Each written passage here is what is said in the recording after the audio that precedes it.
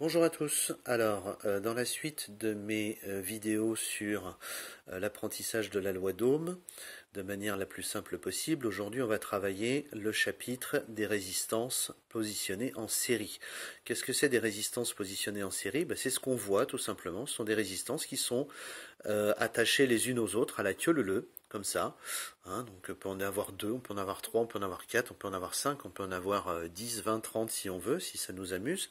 C'est peut-être pas très utile d'en avoir 10, 20, 30, mais peu importe, ça pourrait. Et on va avoir donc, par exemple ici, deux résistances qui vont être connectées l'une à l'autre dans ce qu'on appelle le montage série. Le montage série va amener à un calcul qui va être celui de la résistance équivalente de l'ensemble de ces résistances en série. Et la règle, c'est la suivante, c'est la résistance équivalente, quand on est en série, est égale à R1 plus R2. D'accord? La première plus la deuxième. Il faut bien penser à ajouter des valeurs qui sont de même ordre de grandeur, c'est-à-dire des ohms avec des ohms, des kiloohms avec des kiloohms, des mégahms avec des mégahms, ne pas oublier de les convertir à l'avance pour être dans le même ordre de grandeur s'il y a besoin. Voilà, et puis si on a l'exemple ici pour trois résistances par exemple, eh bien R1, R2, R3, la résistance équivalente de ce montage entre ce point-là et ce point-là sera R1 plus R2 plus R3. Idem pour 4 résistances, on a R1, R2, R3, R4. Résistance équivalente, depuis ce point-là jusqu'à ce point-là, sera équivalent à R1 plus R2 plus R3 plus R4. Idem lorsqu'on est sur 5, et ainsi de suite. Donc là, on sera sur R1 plus R2 plus R3 plus R4 plus R5, en n'oubliant pas surtout de passer dans une unité d'ordre de grandeur qui sera la même, c'est-à-dire des ohms, des kiloohms, des mégahms, mais surtout pas d'ajout de mélange, bien évidemment, on ajoute des mêmes ordres de grandeur, pour être sûr. Voilà. La suite dans cette règle des résistances en série, il y a une chose très importante à retenir, c'est que l'intensité, le courant qui va parcourir ces résistances sera le même dans la première que dans la deuxième, que dans la troisième si elle existe, que dans la quatrième, que dans la cinquième.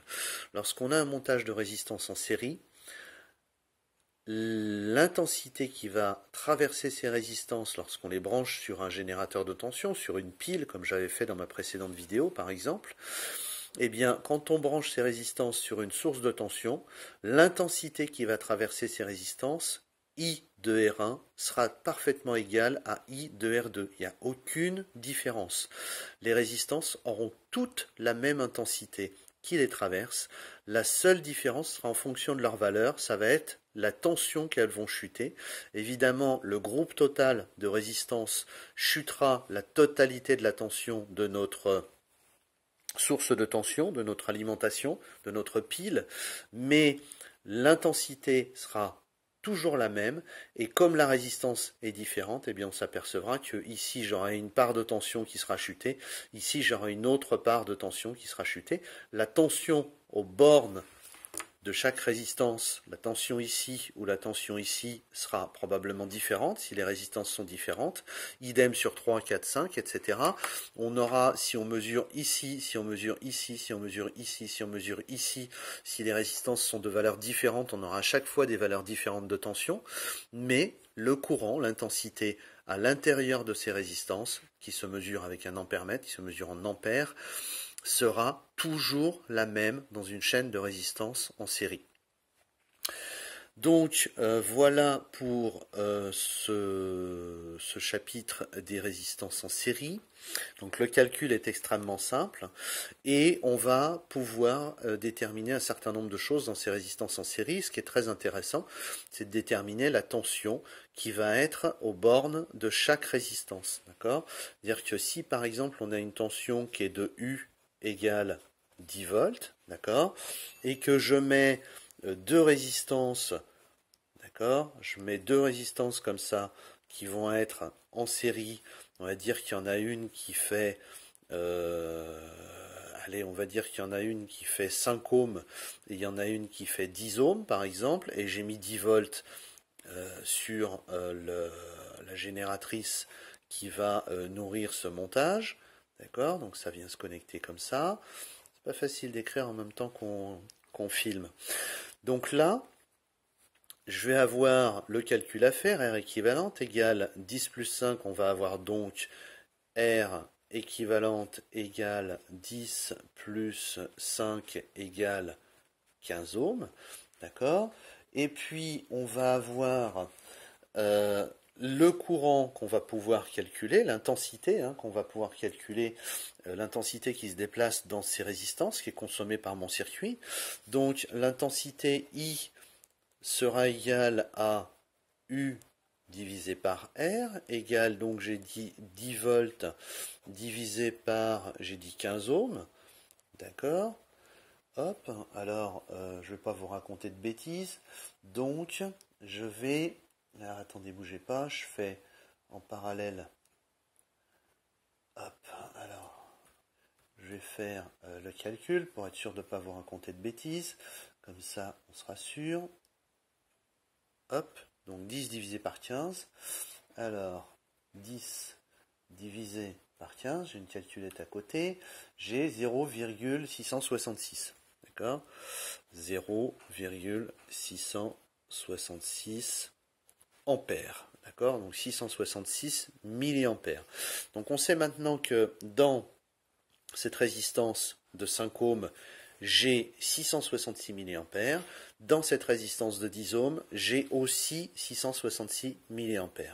On va pouvoir maintenant déduire la tension qui est ici, uniquement sur la 5 ohms. Si je mets le cordon noir de mon contrôleur ici, le cordon rouge ici, ici j'ai 10 volts, ici je vais mesurer quoi? Eh bien on va mesurer U de la R de 5 ohms. Donc U égale R multiplié par I. On se rappelle de la formule. Égale, donc R c'est 5 multiplié par 0,666 égale, alors je le fais à côté, donc 5 multiplié par 0,666, j'ai 3,33 volts.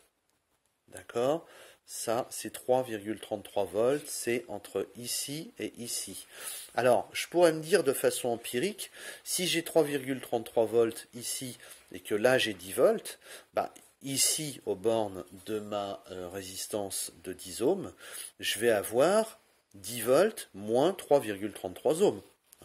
Donc, U de la résistance de 10 ohms égale 10 volts moins 3,33 égale, on va avoir combien?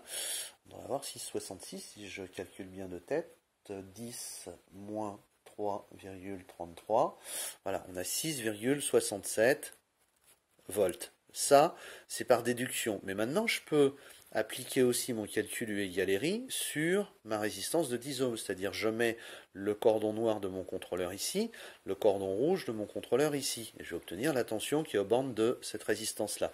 Et je peux calculer à nouveau par U égale R multiplié par I. C'est-à-dire, R, c'est 10 ohms, multiplié par I, 0,666, 0,666, égale 10 fois 0,666, bah ça décale d'un pas la virgule, donc ça fait 6,666 volts, d'accord? Tout à l'heure j'ai calculé 6,67, bah en fait c'est la simple différence par le fait que ici quand j'ai calculé là, je me suis arrêté au troisième chiffre après la virgule, mais sinon il continuait à y avoir des 6 sur la calculatrice. Donc ça donne une petite erreur ici, mais elle est de 0,01 volts. C'est-à-dire qu'elle n'a absolument aucune incidence sur mon calcul il tombe juste. J'ai un ordre de grandeur de 3 volts 3 ici sur R5, d'accord? Et j'ai un ordre de grandeur de 6 volts 6, 6 volts 7 ici sur ma résistance de 10 ohms. Voilà. Et je pourrais avoir 2, 3, 4, 5, 6, 10 résistances, et bien tous ces calculs se résoudraient exactement de la même façon.